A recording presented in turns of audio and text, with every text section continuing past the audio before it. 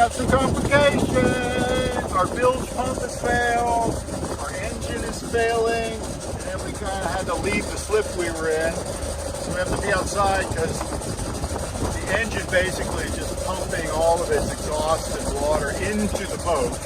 So I have to use the manual bilge pump here constantly while the engine is running in order to keep us from sinking. So we're headed towards a new slip where we work on the boat. You can hear the engine is not sounding too healthy because it's spewing water and exhaust all over. I'm not happy either. So anyway, this is exciting.